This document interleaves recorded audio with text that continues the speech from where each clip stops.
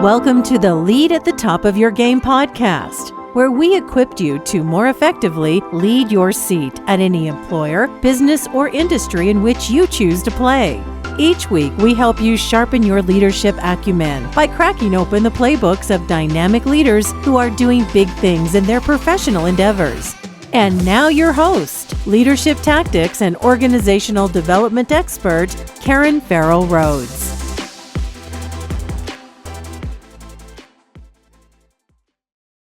Hello, my superstars. This is Karen, and welcome to another episode of the Lead at the Top of Your Game podcast.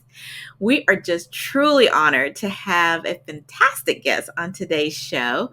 Her name is Carrie Stokes, and Carrie is the CEO and president of Barge Design Solutions, which is a Nashville, Tennessee-based engineering and architecture firm. And they have very diverse in-house multidisciplinary practice areas that she's going to talk to us about in just a moment. I had a chance to do some deep research on the company, and I was truly impressed on the fantastic work that they have been doing for such a long time. And Barge is celebrating their 70th anniversary of existence, which is absolutely huge in this day and age, because longevity in business is kind of rarely heard of, unfortunately. So huge kudos to them, and I want to learn more about their secrets to longevity from Carrie in just a moment. But let's first welcome Carrie to the podcast. So welcome, Carrie. Thank you, Karen. Thank you so much for having me. I'm looking forward to our conversation today. Yeah, same here. I always say 30 minutes is not enough because, I'm very chatty. I'm very curious, but I don't think anybody wants to hear a 5-hour podcast these days. So we do our best. Road trip, I don't know, but yeah, maybe not. Absolutely. Well, before we dive in to your leadership experience and insights, as well as learning more about Barge Design Solutions, we always love to learn just a tad bit about our guests personally. So for just as much as you feel comfortable, would you mind giving us a sneak peek into your life outside of work? Sure. These days, life has been pretty busy outside of work. So I have one son, Avery, and he is 17. So he's a rising senior. So Nice. What has become a little bit all-consuming is the college search. So we've kind of embraced it. And so we have taken some long weekend trips, and we've been to Chicago and Boston and New York. And it's a pretty exciting time, yet nerve-wracking in our household. So that's been, I feel like, a whole project in and of itself, but we're working through it together. So that is amazing. Been a lot of fun. Yeah. Well, I will say I empathize with you all greatly. My husband and I are recent empty nesters. Okay. We went through it as well, but we survived. There is light at the end of that tunnel, so just stay focused, help him out. Yeah, thank you for saying so. I know in my head I had started a little bit like the countdown, like this is the last time we're gonna do that, and then my husband, bless him, was like, no, don't do a countdown. Think about just the excitement of that activity. Like, just change your frame of mind. I'm like, okay, good. Like that's why we get along. It's good to have those reminders every now and then. It is, but I don't want to rain on your husband's parade, but this is what I'll say my experience. He's right. That's the right mindset to go into it with, but if you're anything like me, I'm very close to my family, and I will say the first couple of weeks after they left, I wasn't in depression, but I was just like, the house is too quiet, and I really miss them. But you know what? About week 3, week 4, you find your groove, and you'll really enjoy it. But then you'll love hearing the updates when they go off to college. So, so that was my experience anyway. We're in prep mode, but yeah, thank you for sharing. Absolutely. Well, I'd love to start off our conversation with, gosh, there's so many ways we can go, but I'd love, because a lot of your career was at Barge Design, and I know I haven't done it justice. So I'd first like you to share with our listeners a bit more about Barge Design Solutions, what you offer, and then if you can give us just maybe a few highlights of milestones in your career progression there, to the point of you eventually becoming CEO and president. Okay, yeah, that's great. So Barge Design Solutions. So as you shared, we are headquartered in Nashville, Tennessee. We are a professional design services firm. So we have architects, all kinds of engineers, planners, surveyors, environmental scientists. So really kind of the scope of disciplines, kind of start to finish of a design project. And we are grateful and honored we get to work with all different client types. So our federal government, state and local government, and also private industries. Nice. And we are about 650 team members spread Mm-hmm. across the Southeast in 24 offices, but we work across the nation.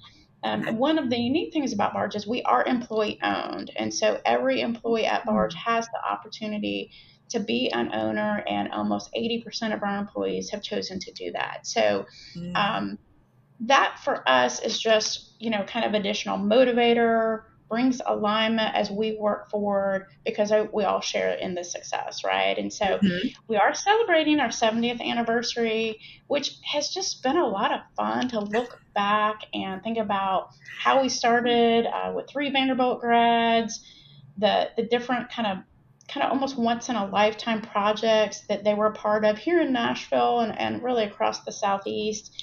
And then we have an annual meeting every year where we bring all employees and their partners into Nashville. So we had in April, it was like 700 of our team members and families.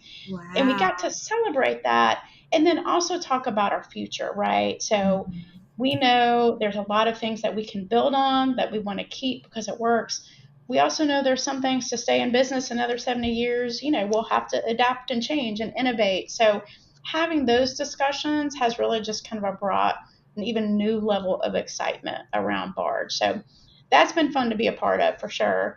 And I have actually been at Barge my whole career. So I came to school at Vanderbilt, started as an intern at Barge the summer between my junior and senior year. Mm-hmm. Worked a few hours during my senior year to kind of keep my foot in the door, and that worked, and I have been here ever since. So my background is civil environmental engineering, and so I started out as a project engineer.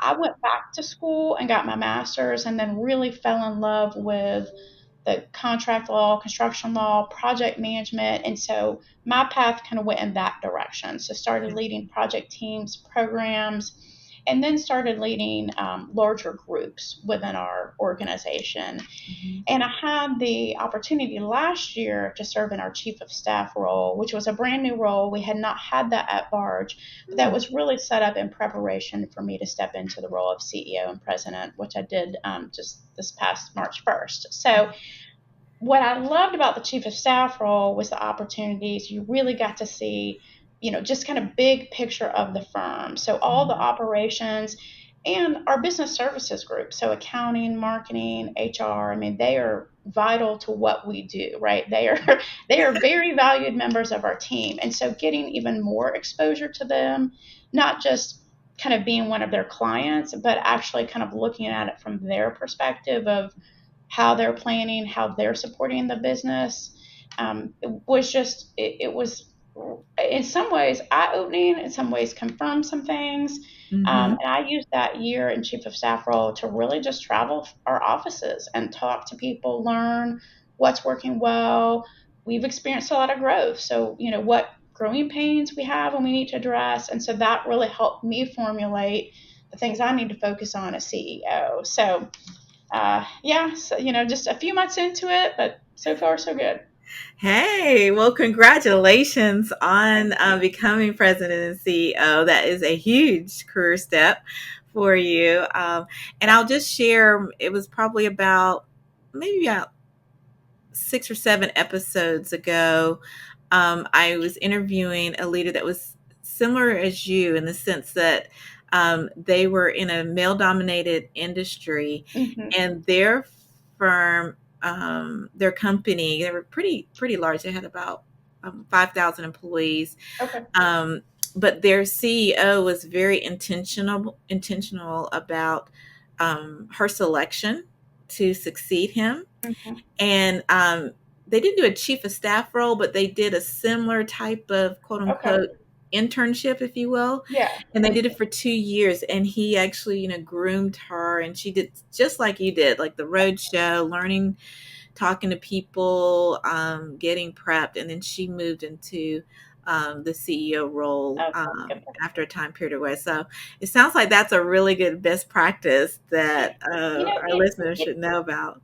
it is, because it certainly was very helpful to me, but it's really helpful to the firm too, right? So when Mhm. we shared the chief of staff role, I actually went through a leadership development class. So kind of before the chief of staff role, Mhm. there were 6 of us that went through a leadership development class, really to get exposure. What does it mean to hold a C-suite role? So Right. our CEO, COO, and our chief strategy officer facilitated that session.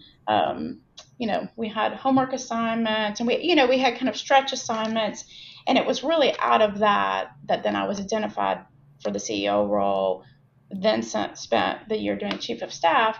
And Mhm. so the firm got to see me more, right? And so Mhm. there was some visibility that, it wasn't like there was this announcement and like, Carrie, who, what, so, Right. I think so I just share, repeat, like it was helpful for me, but I think it was good to help prepare the firm too, right? Yeah.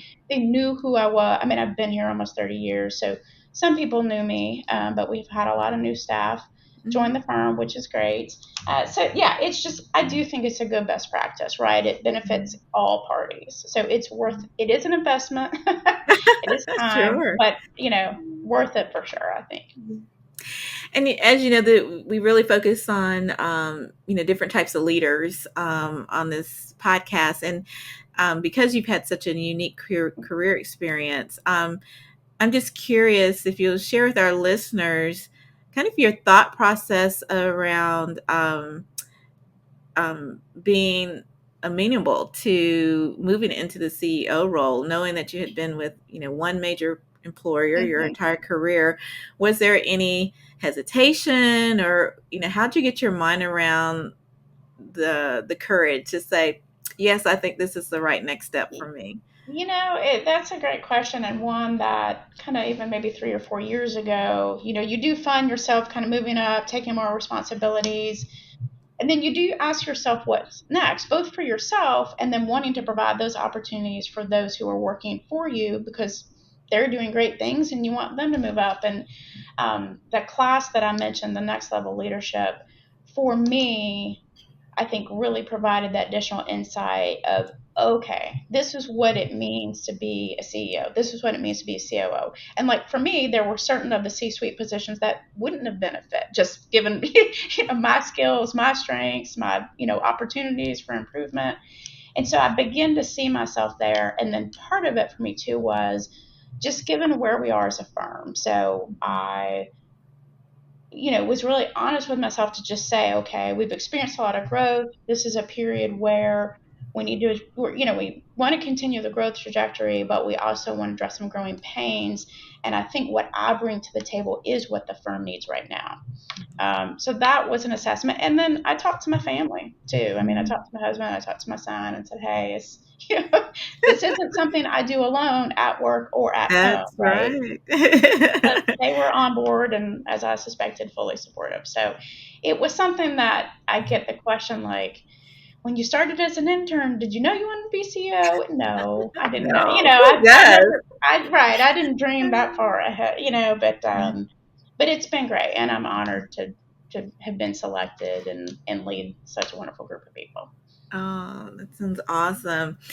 Well, you were kind enough to share, a couple of, because we always try to give points of advice and Hmm. to our listeners, and you were so kind to share um, two really big pieces of advice that you always try to reiterate as you talk to and mentor others about Yeah. your success. And I know one of them was your just say yes mindset, and I think the second one was having a passion for continuous learning. So I'd Hmm. love for you to share in your own words why those two are really important for you to get out to others that are more junior in their careers. Hmm.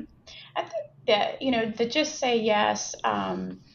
what I find, and it's admirable, is, a lot of people kind of junior in their career, the setting goals, they're putting their mindset on, I need to do this, and then I need to do this, and then and there is a tendency to kind of get fixated a little bit and become a little rigid. Like, okay, well, when's this going to happen for me? What do I need to do to get there? And so just say yes. What I found here at Barge, and I'm grateful, a lot of the roles that I held didn't actually exist before I held them. So chief of staff wasn't the first one. And that happens because of growth and because of the opportunity of being willing to kind of, step outside your comfort zone a little bit. And the value, I think, in that is you get exposure to new people, new ways of doing things, new parts of the business. And that's what helped prepare me for this role is I did get exposure. I kind of got out of my lane and I got exposure to those different parts of the business. So while my background is engineering, Barge is we are a business, right? We provide design services, but we're a business, for-profit business. So having that, so I just encourage people to do that. One of the, I think, kind of best examples for me, which actually isn't business related, but I was part of the Junior League of Nashville, which is a women's organization, and wonderful. I highly recommend things like that for leadership opportunities. And they called me, wanting me to serve on the board, which, I was very honored. But they said, hey, we'd really like you to serve as VP of Marketing and Communications. And this was several years ago. And I remember saying, this is Carrie Stokes. Did you call the right person? Like, I'm an engineer, right? Right. But they're like, no. Like, we know that. You need to lead it. You don't have to be the one putting out the press releases and doing this. You need to lead the team. And that I thought was just so neat. And I did it, and I learned so much, not, just about marketing, but about leading a team of diverse groups, and some of them having different backgrounds than mine. So just saying yes to things like that is just really helpful. It helps you build your network and your skill sets. Oh, absolutely. Absolutely. Yeah. Well, thank you for that piece of advice. And we're going to make sure we document that in our show notes for our listeners, for them to reread, because it's, those are two incredibly pieces of advice. I'd also love for you to share, I come from, my corporate career is long-term employee of Microsoft, multiple roles. Won't bore my listeners know about that. But then, in my consulting career, worked with a lot of also enterprise level firms, but a lot of private equity backed high growth firms as well. And I've also worked for 6 years in the engineering industry, is more from a strategic HR perspective versus, engineer yourself. But I have sensitivity and knowledge around the industry and the folks and what it takes to be successful. So this is all a setup to say, historically in fields such as engineering and technology, and a lot of the other sciences out there, it is really tough for female professionals in general. As you go up the ladder of responsibility, it's even tougher. So do you have any practical advice for other females who find themselves in male dominated industries, that to help them keep the faith and have the courage to continue on, to show up as their best selves, even if maybe working conditions aren't quite ideal? Yeah, no, I think this advice is really applicable to male and female, but it does land a little different sometimes when you're the only female in the room, right? Yeah. But I would offer, to advocate for yourself. Don't hesitate to advocate, right? Because you are your best advocate. Those of us who, and I consider myself lucky, I had wonderful mentors, I had great coaches, I had people who invested in me. And that's a part of it. But part of it was me sharing what it is that I was looking for, because, as wonderful as people are in these relationships, they're not mind readers, right? And so I think advocating for yourself, and then once you get that opportunity, what I have found sometimes is that people feel like they need to become somebody different, because there's, that there are different expectations when you take on a role, and I have just found it's just better to be yourself, be authentic, because that's what got you there, right? That's what you're going to have a more of a comfort level filling that new role and moving on. Just be yourself. Don't try and be something you're not. That's right. I love that, and that is like the perfect piece of advice. And I'll even go a step further when you're speaking to your manager or those that could potentially advocate for you. If you know of a role that you really really want, definitely share it and have it in mind. But Yes. also, if the role you want maybe not does not exist, but there are things that you want to make sure that you want to be considered on the Hmm. short list to be informed about, say that as well. Because I know I did that a lot in my career. That's why I have such a varied career. There wasn't the perfect role for me, but I knew I love like big, hairy, audacious people challenges, and I love strategic thinking. I love ideation and innovation. And so I would say, any kind of big challenges like that, when you don't have anybody there, or you don't know someone that is perfect to take it over, at least present it to me. Let's have a conversation about it, because I love those kind of things. Hmm. And because of that, I had so many opportunities presented to me, like in the you know, merger and acquisitions fields, Yeah. in the high potential leadership development fields, in the creating HR infrastructure fields. There weren't jobs that said quote unquote that. Hmm. But when those opportunities came up, people remembered, hey, Karen's kind of game for doing big, interesting things. Yeah. So let's talk to her about that. Yeah, I think it's good for people to know if you're looking for more, Yeah. right? Like, and that's the other thing I think, do like invest in yourself too. So, yes, a lot of companies have wonderful, and we do here at Barge, leadership programs, emerging leaders, established leaders. But what I found too is there's also some of it that I took on me. Like, if I was interested in a certain subject, you Yep. know, taking ownership of my continuous learning as well. So that might have been at night or on the weekends or whatever, That's to right. just kind of help prepare me for those opportunities, because you don't know always when they're going to come up, right? You want to That's be right. ready to say yes. Absolutely, absolutely. And I'm just curious, and I meant to ask you this a little bit earlier, but um, you, when you were sharing your some highlights of your career, you mentioned that you started work and then you went back to school, and so I'm curious your thought processes around that, and with how challenging that was. Assuming you had started your family at that point in time. Hmm. Yeah, I was Vision. married. I did not yet have kids, but I Mhm. went back to school and was working full time. And so that, for me, I graduated with an undergraduate degree. I had an internship at Barge, so I was pretty sure that the engineering pill was going to stick. But if I'm Yeah, being honest, I wasn't 100%. And so, sure. I thought, hey, before I go back and spend the time, the money, on a master's degree, let me just Mhm. be sure. And that path worked for me. I'm glad I did it that way, Mhm. because I ended up kind of changing my focus when I did go back. So when I went back, I think I shared a little bit.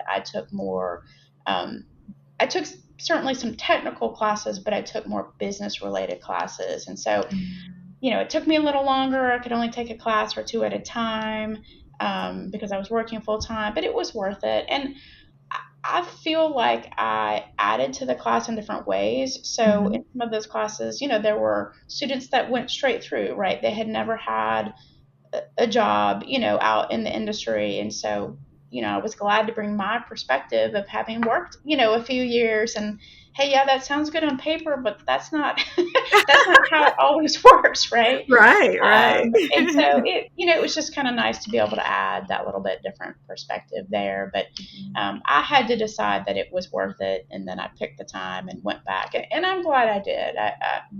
I benefited from that network and just the knowledge that I gained there. Wow, sounds wonderful. And so I'm curious also, now you're, a few months into your CEO role, Mhm. and, you're all celebrating your, 70th year Yes. anniversary. How are you thinking about guiding the firm moving forward? Because you've had a long history, but, today's world of work changes in a nanosecond, especially Yes. with technologies and all kinds of things that are guiding the market. So, what are you thinking about, or what are maybe one or two things that Hmm. you're trying to do to help shepherd Barge into its next chapter? Yeah, so it was really great timing, and we kind of knew this was happening. So in 2023, Barge went through the process of putting in place our new 5 year strategic plan. And so I had a big role in that. And so last year was our first year. So if I've taken over in what is year two of a plan, I was part of developing that plan, and so I'm committed to seeing that through. And so we're not in a position where, sometimes new leaders come in. It's like, oh, we're not doing that. We're going to go over Right. here, and that's not so. For a firm perspective, we've got some consistency. The plan makes sense. We still check in on it, like, hey, do we Sure. need to pivot? I mean, there's a lot going on in the marketplace. So that allows me to keep that moving forward and then really spend a lot of time thinking about how we work. So to your point about innovation, that's the thing that and cybersecurity are the things that keep me up at Yes. night, right? Like we have to evolve. We have to figure out how to be more efficient, to streamline work processes. We're Mhm. using AI in certain ways as appropriate, but how can we use it more? And so it's those sort of conversations that are, can be intimidating but fun. Yeah. And it takes, different perspectives sitting in around the room. So that's the interesting part, is how are we going to work different? We know who we are, we know what we do, we know who we want to sell it to, and kind of where our sweet spot is. But the way we deliver work will definitely change, next year and 3 years, 5 years. It's going to be pretty different in some areas, I think. Oh, absolutely. I bet it's Hmm. just going to be natural. And as CEO, you and your team, will have to help, guide the company and Yeah, pivoting to where you all will need to do, or tweaking, maybe, yeah, hopefully, a little yes. to stay competitive. Hopefully, it won't be a radical change, but it sounds like you all have the strategic plans in place. Well, we know, Carrie, we can't let you sneak out of here without asking you our signature question that we love to ask our guests. Yes. And for my new listeners out there, you may not know, but our firm did research on high performing leaders and companies. And out of that research came 7 big buckets of activities that high performing leaders and companies always leveraged. And all are equally as important. You use them at different times based on the situations. But usually there's one that really resonates and pop for you. And so Carrie was so kind to share that leading with strong strategic decision making Yeah. really resonated with her. And it is what it sounds like. The way we define it is making good strategic decisions yourself, and also leading great decision making processes Mhm. with your teams or colleagues or whoever you're collaborating with. So, curious minds would love to know, Carrie, why strategic decision making really resonated with you.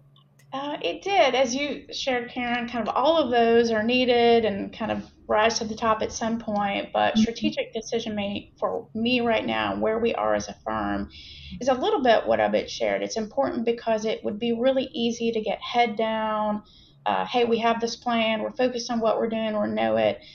But the strategy is the fun part, where you get to talk about, okay, where do we want to be, building the plan to get there. And that's what we need to do on the how we work. And so, Mhm. sometimes depending upon, kind of your comfort level, people just kind of drift to the to do list and the day to day operations. But that's not where, as leaders, we need to be strategic mindset, making sure that we're preparing our staff and our firm for the future, right? And so Right. that, just given my role change, just given where we are, really spoke to me when you provided that list. So Awesome. Well, thank you so much for sharing your opinion. That is very invaluable. And for many people in roles like yours, who are the executive leaders or in the C-suite, strategic decision making and courageous agility are two of the most popular ones because makes you're sense. accountable for those every single Yes, day. yes, yes. Well, all of them, but definitely those two every Yeah. single day. Well, of course, Carrie, we're going to have a ton of information about you and where to find Barge Design Solutions in our show notes. We'll have links and everything there. But I always love to give the guests a little airtime to share as well. So if our listeners are interested in learning more about Barge and or you, where can they find you? Yes, they can find more information about Barge at bargedesigns.com, and then they can find more info on me at the website or on my LinkedIn profile. All right. And that is Carrie Stokes. It's 2 R's, right? Carrie. Stokes, in case you want to look her up on LinkedIn Great. and learn more about her background and maybe reach out and see if she'll connect with you. Yeah. Well, thank you so much, Carrie, for the gift of your time and your insights. This has been a fantastic episode, and it was great talking with you. Well, thank you, Karen. I enjoyed it. Thank you for having me. Oh, absolutely. And thank you to listeners for the gift of your time as well. Because as I always say, there are literally millions of other podcasts out there, and we do not take your patronage lightly at all. All that we ask is you like and subscribe to our podcast on your favorite platform of choice, and also share our podcast with just one friend, because by doing so, it will help us all better lead at the top of our games. Thank you so much, and see you next week. And that's our show for today. Thank you for listening to the Lead at the Top of Your Game podcast, where we help you lead your seat at any employer, business, or industry in which you choose to play. You can check out the show notes, additional episodes, bonus resources, and also submit guest recommendations on our website at leadyourgamepodcast.com. You can follow me on Twitter, Facebook, Instagram, and LinkedIn by searching for the name Karen Rhodes, with Karen being spelled Karan. And if you like the show, the greatest gift you can give would be to subscribe and leave a rating on your podcast platform of choice. This podcast has been a production of Shockingly Different Leadership, a global consultancy which helps organizations execute their people, talent development, and organizational effectiveness initiatives on an on-demand project or contract basis. Huge thanks to our production and editing team for a job well done. Goodbye for now.